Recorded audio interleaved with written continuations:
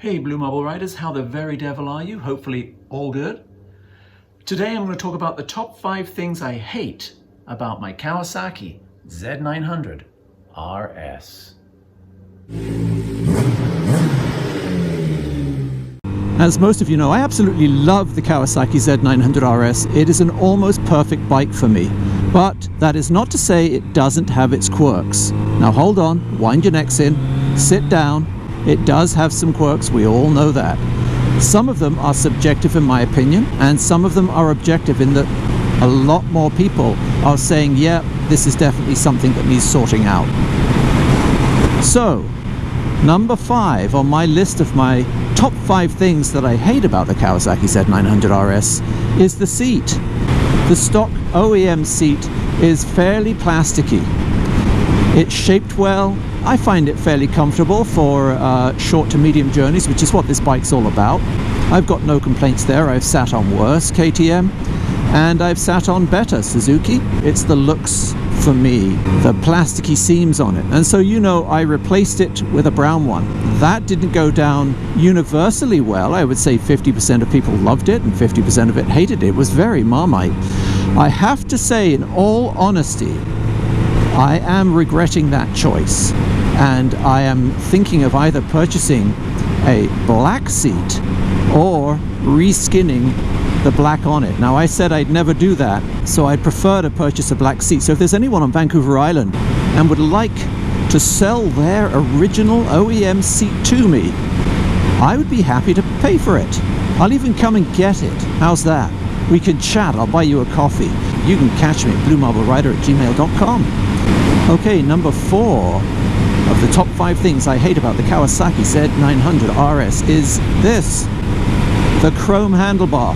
I understand why they did it, and at first it didn't bother me at all, but now I feel, with all the brushed aluminum on the bike, the guards on the rad, the foot protectors at the back, the panel down here, that it really should have been brushed aluminum. A matte aluminum color would have gone better for me.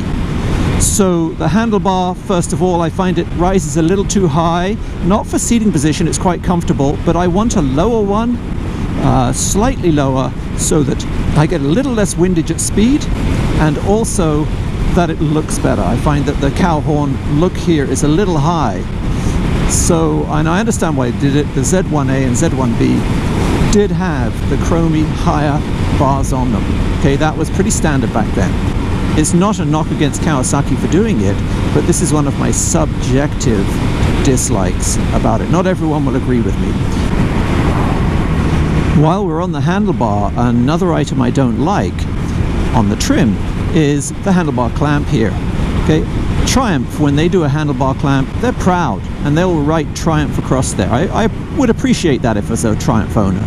As a Kawasaki Z900RS, I would have appreciated if Kawasaki Z900RS was written on there, or Spirit of Z1B, or Z1A, or Spirit of Z... something like that.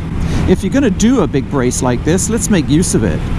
So that was number 4 on my top 5 things that I hate about the Kawasaki Z900RS.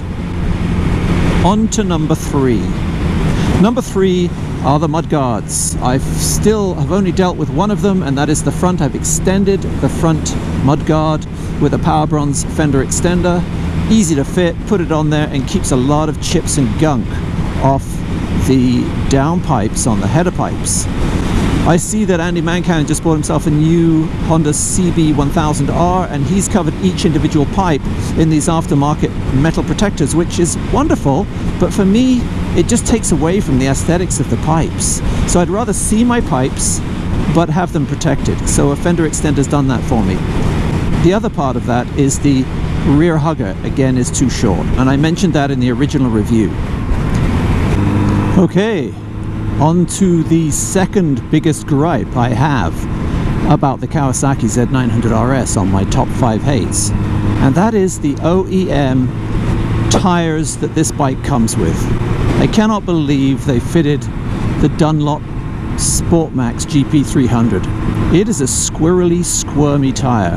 Even when warm, it's not confidence inspiring. I think other Z900RS riders might agree that they could have done better. There are other alternatives out there. I certainly will be replacing these tires when it comes up to it. I've got to put a new tire on the back of the Suzuki after we do our long trip, I realize that, but once that's done, I may well go with the Road 5s. I find the Road 5s have never even hinted at a squidge or squirm, whereas the Dunlop Sportmax that I've got on this, particularly when not fully warm or on a colder day, have often given me a little squirrely squirm at the back end, which K-Trick has caught. I'd be interested to know what other Z900RS riders think about that and what tires you've gone to. I would say the wear is non-existent on them, which is part of the problem. You know, great budget tires, they'll probably go on for a good long time, but you know, one of us has to go, and they darn well aren't throwing me off the bike. I'm going to throw them off the bike first. Let's put it that way. Okay, usually I don't talk when we're stopped, but I think this is a really good occasion to pick up on my biggest gripe with the Kawasaki Z900RS. Number one, out of all the things that I don't like about the Kawasaki 900RS is the fueling. First of all, when you start the bike, the cold idle is ridiculously high. The first part of the fueling issue is the cold start idle. It idles way too high, in my opinion. There are fixes for it, but the Kawasaki dealers won't touch it because it's an emissions-based issue. Now, the cheap fix is to get under there and fiddle around with a very tiny knob that is hard to get to. The more expensive fix is something I'll get onto in a minute. But listen to this.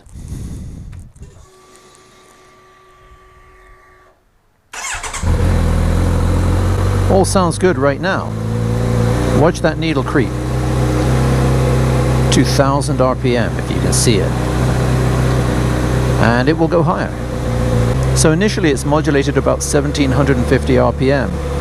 But then the needle quickly starts to climb. And pretty soon you're up nearer 2500 RPM on a cold start. Now, as I mentioned, there are a couple of fixes for this, one of which I'll talk about later. The other one is fiddling with a knob under the tank, which is very, very hard to get to. But the tiniest movement on the screw will cause a ginormous increase or decrease in RPM warm-up, or RPM at warm-up. So it's a sort of guess and check thing. Could take you half a day to do it. Now already it's coming down, it's already on 1 bar, it's 19 Celsius outside, or in the shade here in the cold garage. It's a lot warmer than that out there actually. But it's already coming down. It does get the temperature up quickly and it does ensure there's oil pressure, but I think that's too high. This would be adequate. 1750, perfectly adequate for a warm-up. The other solution is my old handy dandy hack. I basically just clamp that on underneath the brake lever, and you can actually turn this down. I'll show you. I can turn the idle right down by reversing the throttle. It's just basically a crude version of what the screw underneath the tank does.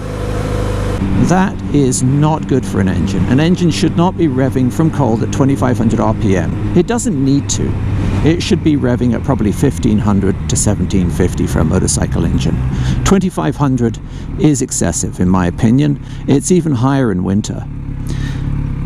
Second, the bike runs lean. Fuel emissions dictate that motorcycles have to pass some very stringent Euro 4 and now 5 tests in order to be street legal. Now a lot of countries just implement those because it's easier, and a lot of manufacturers just say, well, if we pass the most rigorous one on the planet, we can sell these anywhere.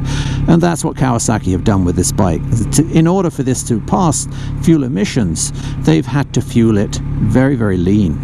And you can see already now it's up to 4 bars. What that causes, anytime you run an engine lean, you get excessive temperature in it. And you can see I'm up to 4 bars out of 6 already, and before long it'll be up to 5 and the fan will kick in. So the fueling on this causes, 1, the cold idle circuit to idle very, very quickly, and 2, the bike to run quite warm.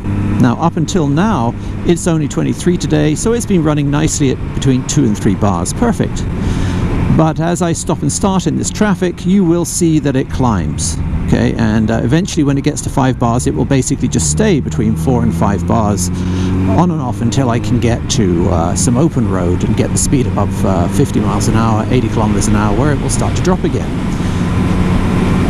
So I feel that that is an issue. There is one more issue with the fueling, and that is a slight off-idle snatch.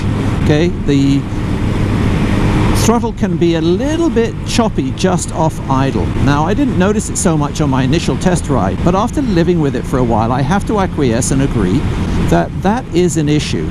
Now, for me, it's not a big issue because I come from single-cylinder dirt bikes and enduros, and I've ridden twin-cylinder bikes most of my life, and if you're not feathering the clutch on those things, you're going to be kangarooing all over the place at some RPMs. So I'm quite used to it. It never catches me out, because I do feather the clutch, and whenever I'm using low throttle, the clutch and throttle are working together. Okay, so that's not an issue with me. But nevertheless, it can be annoying to work around, especially in stop-and-go traffic, if you're constantly feathering the clutch. The V-Strom suffers from it a little bit because it's got two massive cylinders, and you do need to feather the clutch when you're in stop-and-go traffic. I don't expect a four-cylinder to act like that. It's smooth nearly everywhere else. And so again, the third out of my sort of number one complaint about the bike, which is fueling, after the idle circuit, after it running a little hot, is the off-idle snatch. And this can all be solved with a remap or reflash of the ECU. Thing is, we shouldn't have to do it, but I think I probably speak for the vast majority of modern motorcycle owners, where we say nearly all motorcycles now are in this category, where they are a bit twitchy, a bit digital. Unfortunately, they come from the factory like that because of the very stringent emissions, and don't worry, I'm pro-planet. There should be stringent emissions, but there must be engineers and technology for us to be able to get around this. They've had long enough. So, with that in mind, one of the future mods I will be doing is an ECU reflash. I have a stock headers and stock pipe on this bike, although there is a pipe. And someone asked me, would you ever change the exhaust pipe on it? And I thought no at the time. But that's a wonderful thing about us being human beings, right? We can change our opinions. And so I have. And there's a pipe out there I would love to get. And I'm not telling you what it is until I put it on. So I will report back to you on that ECU flash. I'll tell you who it is. I've got two in mind, but I think I know who I'm going with. I might as well not do it till the winter time, where I don't ride this as much. All right, ladies and gentlemen, tell me what you think. Especially you Z900RS riders, or riders of other bikes that have had some of the same issues. How common are these lean fueling issues out there? How many people are noticing them? And how many people are getting a bike right out of the showroom that is fueled just perfectly? So after you've ridden the bike for a substantial period of time, what are you noticing?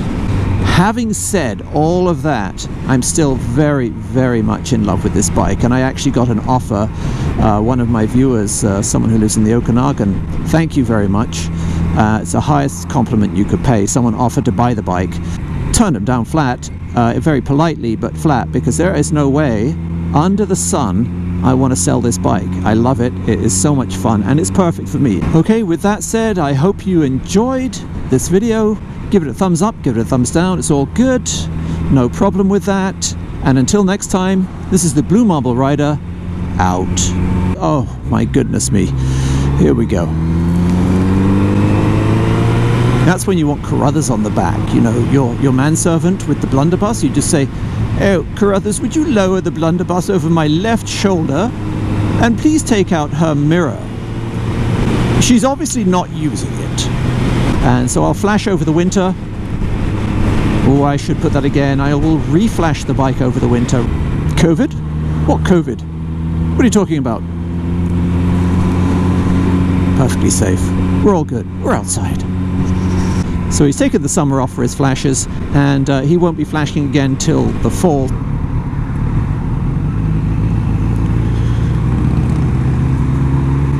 Lots of people look at this bike. That is not one thing I hate about it. Trust me. Once again, thanks for watching, everyone. If this is the first time you've watched, please consider subscribing. I do product reviews, motorcycle reviews, off-road and on-road vlogs, as well as tours. Don't forget to follow me on social media, that's Instagram, Facebook and Twitter, and to like, and especially, I'm begging you here folks, subscribe. This is the BlueMarbleRider, out.